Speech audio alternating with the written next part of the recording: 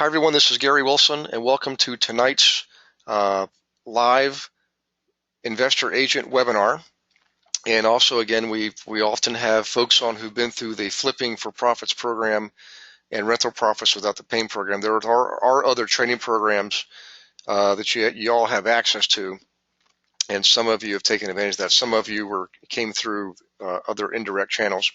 But for the most part, everybody here is a licensee, whether in the U.S. or Canada, and literally coast to coast, California to Maine, and of course Montreal down to Miami.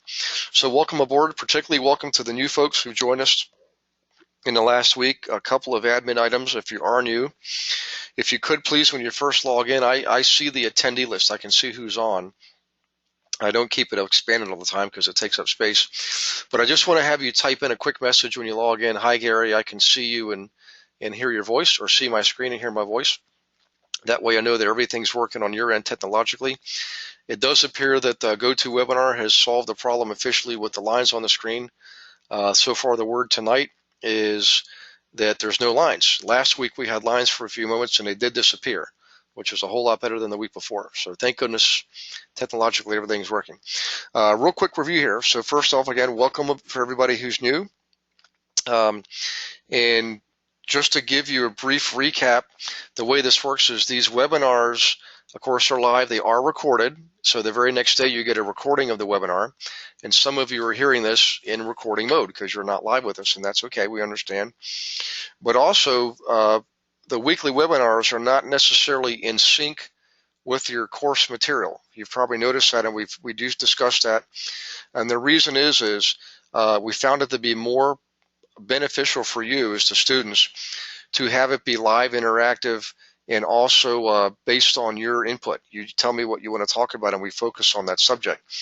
So for the newer folks, what happens is we're going to get subject matter that's a little bit more advanced than where we are right now, but it's good because you're going to get input from other students. Okay, you're going to hear and see what they're doing, what's working, what activities can be combined to sometimes get better, more meaningful results, all kinds of neat stuff. Also, as a reminder, once you get your access to the membership site, you can go back, and there's probably way over 60, probably close to maybe 70 webinars out there, all recorded, all cataloged by subject matter.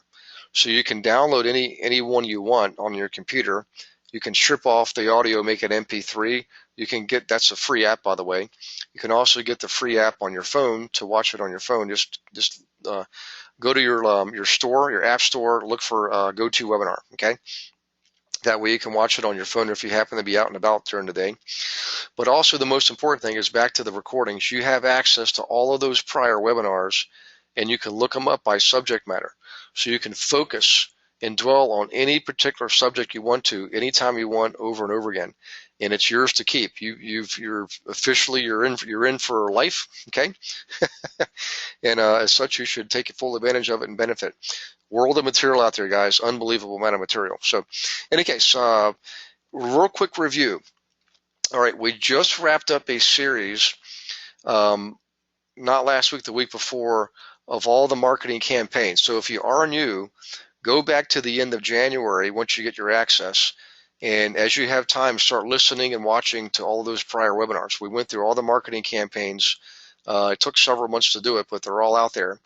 You can see prior versions going back to last fall and last spring, for example. Okay. Also, in the month of January, we went over the introductory sections of the material. So you have access to all that in audio, visual, as well as the printed material. Okay, so let's go ahead and let's jump into what we're going to do tonight. Tonight, I want to just review quickly what we did last week, which is all for Module 1. All right, and Module 1 again is designed to show you how to create and use the school report, how to access and use melissadata.com, and how to make use of your planning commission website data so that you and your clients can zero laser beam focus on specific types of properties in specific neighborhoods in specific areas. And that's so very important because so many investors are out there trying to use the shotgun approach. They're just trying to have access to anything and everything. Mainly that's on the MLS because that's what most realtors try to provide to them. But as a result of the information you're gaining from this program, you realize that the MLS is only going to provide you at most half of your transactions. And the better you get at it, no more than a third, which means over time, between a half and 2/3 of your transactions will come outside the MLS. Again, it has nothing to do with brokerage. MLS is just simply a tool you get for the privilege of being a licensee. But being a licensee allows you to act as a broker for all kinds of things, whether they're on the MLS or not, including businesses, by the way. A lot of you didn't realize that. So, in any case, we give this to you to learn and master so that you can give it to your clients so that they can learn and master. And I'll just do a real quick here. I'm not going to go over this. I just want to remind you. So this is a school report. So if you look at and watch last week's webinar, we described this in detail, how you create it, how you use it. All right. Then we didn't really go into zipcodes.com. It's pretty self-explanatory. But then we went into the melissadata.com. There's one view there. There's another view there. And there's the link, okay, the URL. And then we showed you Planning Commission website data, how you can use it, what's available, and why it's important. Okay, so I want you to review that if you haven't already. It's already in your material. It's the bulk of Module 1, so you've already got it regardless. You can certainly look at it and spend more time and actually practice it. Really important, guys, that you put into practice what you're learning. In fact, each week there's a homework assignment, and you'll see last week's there was the homework assignment. Use the tools, okay, to zero laser beam focus from your school district down to your zip code, down to your melissadata.com data, which is your carrier routes, the Postal Service carrier routes, and then validate everything with your Planning Commission website data. Okay, so tonight we're going to start with this, and I apologize for moving up and down. I just want to show you where we were and where we are right now. So we're going to go ahead and get started. Tonight we're going to talk about a little bit more about the neighborhoods and aesthetic qualities, specific characteristics of the type of neighborhoods that you and your investors want to be in. And this is based on years and years of experience, and also examples and surveys from other investors and other investor agents out there in the community, literally coast to coast and country to country, Canada and US at this point. So in any case, once you figure out the areas and you look at the sociographic and demographic data on your Planning Commission websites, at some point you should get out there yourself. And I'm not saying spend a lot of time doing this, but you should definitely get out there, drive around and walk around so that you can make your own battlefield view assessment of the areas that your research told you should be focusing in and your clients should be focusing in. Okay, so what we did is we compiled the information that we've learned over the years and we put it in this format here. And we came up with a grading system, A, B, and C neighborhoods. A is typically your high-end affluent luxury homes. B is predominantly the medium price, mostly middle class people, but medium price neighborhoods. And C is the below middle class. It doesn't mean they're necessarily bad areas. However, as a result of demographics and social graphics and economics, some of the C areas could be a little bit risky. Okay, there's now within each grade, A, B, and C, there actually is plus and minus. So there's C minus, C, and C plus. And just to give you a broad brushstroke here, within the world of C, that's where most of your rentals are going to be. C minus would be more of your government subsidized housing. So what some people commonly refer to as projects. Section 8. In other words, a project was developed in an area that's strictly to be used for subsidized housing, mostly from HUD or Section 8 recipients. Traditional C areas are characterized by still having some individual subsidy housing in there, like individual properties could be made available to Section 8 tenants, for example, or subsidize other subsidy programs. But for the most part, they're regular folks, potentially lower income, okay, but it doesn't mean they're bad people. They just their income levels are lower relative to most society. Okay, C plus is where you're getting closer to middle class areas or medium price home areas. That is. And a lot of times you'll find fewer rentals there, or if you do find rentals, they're maybe a little bit better, mostly single family home rentals mixed in with ownership. Okay. Into the B areas, let's see if we've even got this down here. Yep, we do. Excuse me. With the B areas, let's just go there and we'll go backwards.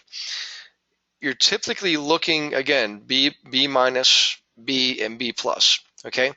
Now in the middle B range, you're going to have a lot of flips there. And the reason is if you look at a bell curve, a curve that starts off here, goes up, goes around, and goes back down, at the peak of the bell curve is typically your median price home areas. And we call that the B neighborhoods.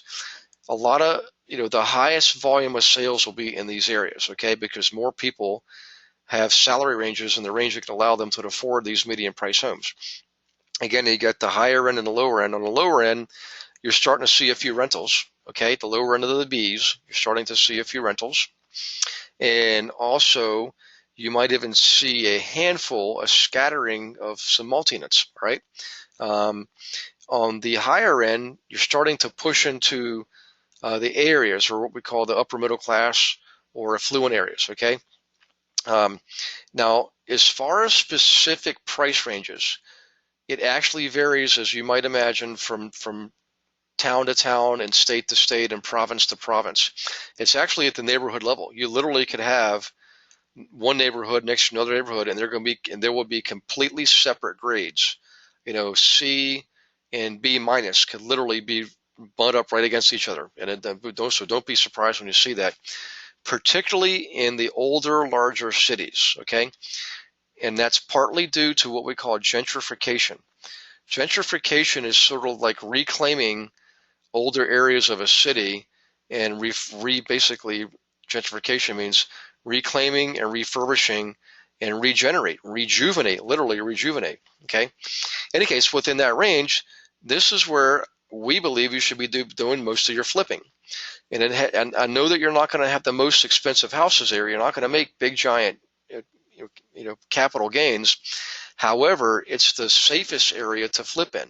In other words, these medium price homes, the ranges, are the best areas for flipping homes, hands down, because you're more likely to sell a property for closest to list price and in the shortest amount of time, which obviously is one of our key objectives for our sellers. Help the flippers sell the property closest to list price in the shortest amount of time. And one sure way we can help them accomplish that is to show them the data from the school report, from Melissa data, and from your demographics, your planning commission websites. Show them that so they can see, statistically, mathematically, every other way, that this is the area to do your flipping. All right. I'm not saying you can't flip affluent homes. You certainly can. But the reality is there's far fewer of them that will be available at such a price that your client can purchase and remodel and sell for a profit. There's just not that many opportunities out there. Several years ago, 10 years ago around Detroit, people literally were just walking away from their affluent homes because they dropped by as much as 2/3 in value, and it just wasn't worth them to keep it. In any case, back to this. Mainly B areas are going to be for your flipping. Again, on the B minuses, you might see a few possible rental opportunities. All right. The C areas, mostly where all of your rentals are going to be. But in the C plus, you absolutely can flip homes there. In middle ground C, you can obviously flip homes there too. And I know because I've actually done it. All right. So the bottom line is this: most of your investing activities are going to be in the C areas, mainly for rentals, and in the B areas, mainly for flipping. Back up here in the A areas, there's not going to be much out there for you. Okay. It's just a mathematical certainty that on a percentage basis, fewer affluent homes, fewer luxury homes go into foreclosure, for example. Okay, and even if they're not going into foreclosure, they're generally not going to be worn down to a level that your investors can buy them at and leave enough room for remodeling and for profit. I'm not saying it doesn't happen. It actually does, and we've done it. But I've also seen people get burned in this area. And one of the reasons is this, and I would make a note of this. This is really important because you'll have flippers approach you and say, I want to flip $1 million house, or I want to flip a $2 million house. Yes, you can do that.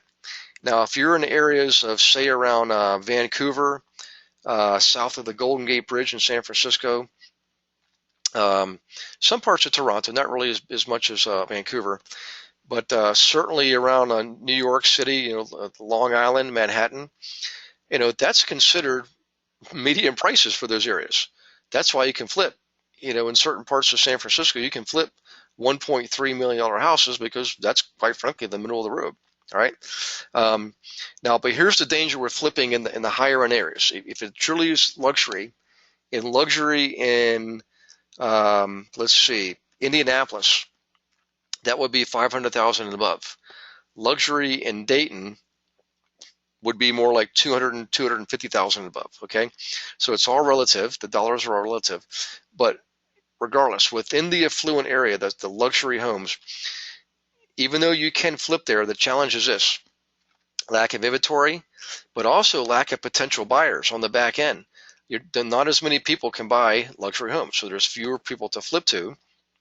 But also, here's the biggie: the days on market is always going to be longer on the upper end neighborhoods, the A neighborhoods, the luxury neighborhoods, which means it's going to take longer for your client's property to sell, which means they go longer stretches of time between big gains in profit, and you go through longer stretches of time before you collect commission checks.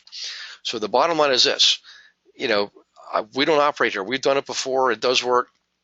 But quite frankly, I would rather take my capital and turn it over 5 times in a year, flipping homes in median price home range. And once your clients see this, they're going to want to do the same thing. And I'll go back to the school report just briefly to describe what I mean. If you look here, let's just look at $1 million plus, 1 million to 1.5 million. There's not a lot happening there. There's one area where, at the time this was taken, there were 4 homes listed over $1 million. Yet only 1 had sold in 90 days. Okay, in some areas 3 were listed and none were sold. All right. Now, as you go up here and you go over here, you'll see there's people selling and people buying. And when your clients are flipping a home, they're providing a product, a house, and they have consumers who are going to be interested in the house. And you want to provide the product that will appeal to the most consumers. And that's why you flip in these areas where there's a lot of activity. And there you see the price range, 150 to 3. That's perfect for this area. Again, in Montreal, that may be 400 to 600,000.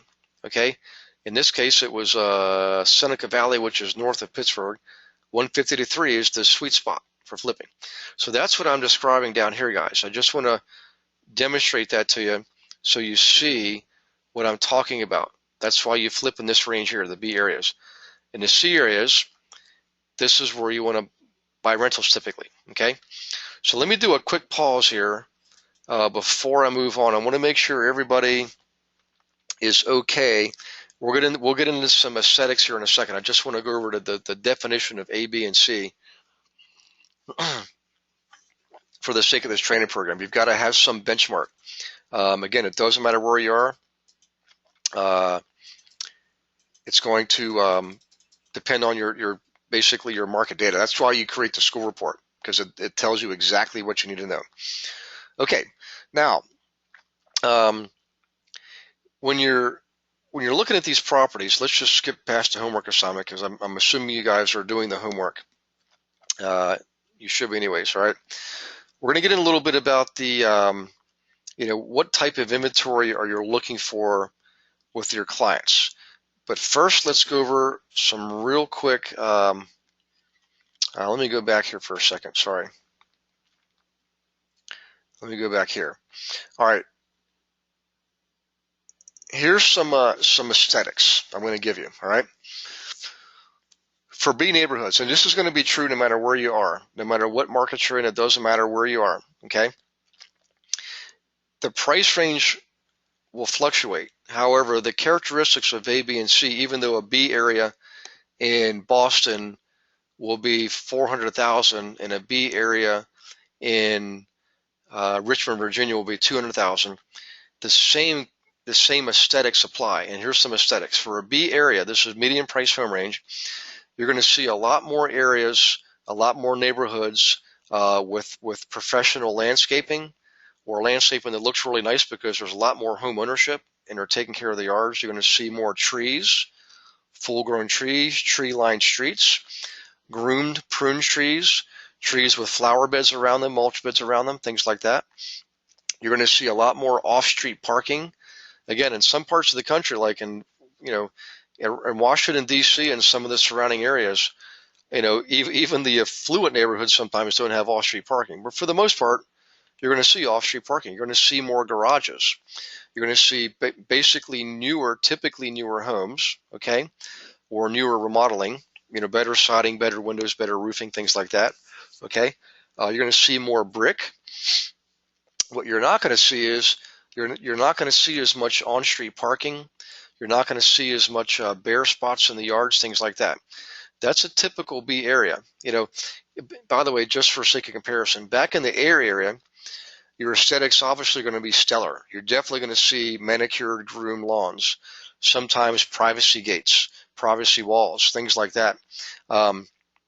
You're never going to see on-street parking in those neighborhoods, right? I mean, you might see a car temporarily parked in the driveway because somebody's in a hurry or they're just visiting, all right? But for the most part, you're going to see bigger yards. You're going to see things like tennis courts and pools and things like that. Okay, that's the A area. Back to the Bs, we just described that to you. You might see some people. In fact, you likely will see people with pools, depending on if you're in California or Florida, or in most places in the South. But for those of you ever curious, all of you American citizens in Canada, we actually have pools, believe it or not, and so we use them, and they're heated. All right. Down in Florida, where I'm also technically a resident, obviously we have lots of pools in Florida, and they're actually cooled. They're cooled in South Florida. Okay.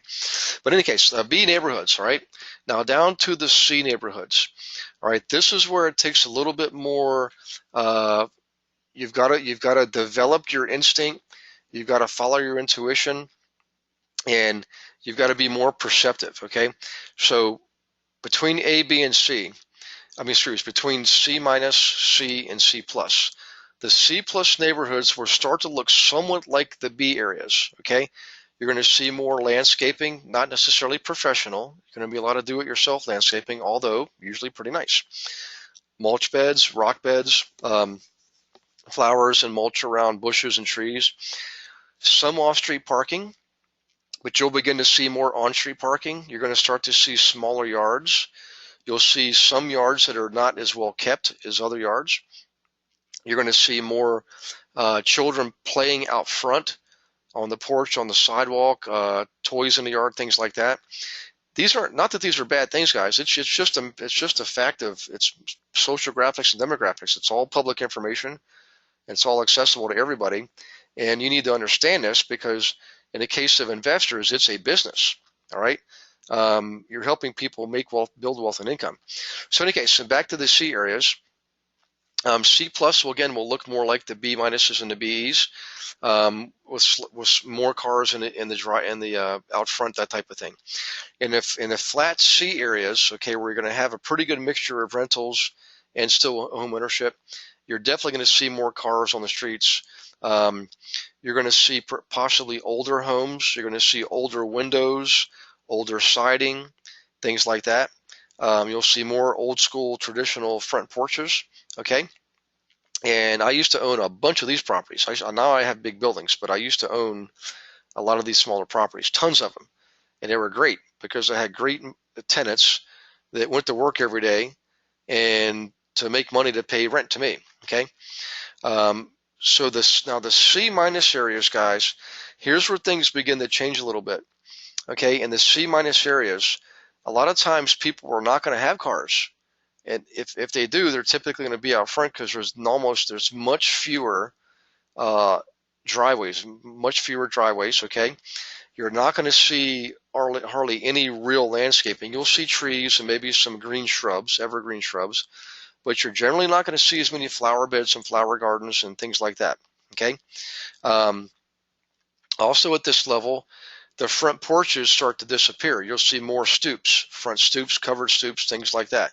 Again, these are just generalizations. I just want to give you some ballpark uh, items that you can write down and use, because I want you to practice this. I want you to go out there, make your observations, and start to develop your instinct. Okay. So at these areas also, you're going to start to see more multi-units, more duplexes, 4-unit buildings, things like that. Peppered throughout. Definitely older homes, older aluminum siding, even wood, that old clapboard siding, you're going to see that. You're going to start to see some older slate roofs. Okay, believe it or not, they're still around. Slate roof actually can last easily 100 years, by the way. Um, you know, almost nothing in the way of front yards and maybe small backyards. Okay. And you'll start to see in the backyards more people not being as careful with the upkeep of their yard. You're just going to see a lot more, weeds, sometimes grass isn't cut, and bare spots and things like that. So in any case, when you get to the areas that are below C minus, which do exist, the challenge is this: those are generally going to begin to be more unsafe for you and your clients. And one key characteristics of that is any cars that you do see, a good percentage of them are going to literally be not functioning. You'll see tires are out of air because they haven't been run for a while, expired inspection stickers, things like that. Sometimes you even see them up on blocks. Also at the lowest of the low end, you're going to start to see houses that are vacant with windows boarded up and things like that. Now, during the daytime, you're probably fine. I used to go through those neighborhoods. I never felt unsafe, but I can tell you, there most of the trouble reported, police reports were reported in those areas. We don't recommend or advocate that you invest in those areas. We don't recommend or advocate that your investors invest in those areas. You certainly can, and you can make money doing it. It's just that there's a lot more risk involved. In fact, I'll just tell you right now, the ratio that we call cap rate, we're going to study that coming up in module 2. Okay, cap rate doesn't just reflect reward. Cap rate also reflects risk. So in the example here in the book, we talk about a 15% cap rate. Believe it or not, there's parts of the country you can get 15% cap rates or better. But the challenge is that means you're going to have 15% more gray hair. You have to work a lot harder for that to gain the rewards of that cap rate. In other words, to get your 15% return, you're going to have to work a lot harder to get it, as opposed to a neighborhood that's a standard 10% cap rate, okay, or even lower, 5% in most parts of California, or up in Ontario, around specifically Toronto. 5% cap rates. There's areas that don't even have a 5% cap rate. Again, parts of California, Vancouver, there's areas that literally people will buy for negative cash flow. But in any case, back to this. At these lower end areas, you will have higher cap rates, but your clients need to understand that cap rate reflects risk equally to reward. And if they're willing to sacrifice their time, energy, and more money to gain that 10%, more power to them. But I tell you, 10% is only a paper ratio. You almost never really fully achieve 15% return. It's just that's why people a lot of times buy the lower end properties and they end up getting stuck with them and wish they hadn't. But I've owned them, and you can definitely make money off them. You just have to know what you're getting into. You got to be more careful when you're screening and so forth. Okay. So in any case, let me do a quick pause here and check for questions, because we're going to jump into the next section here in just a moment.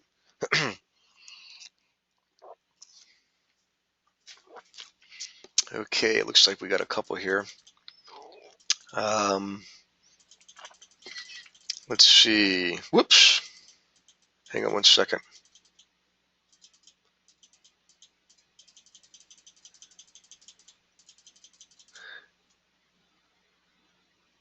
Okay.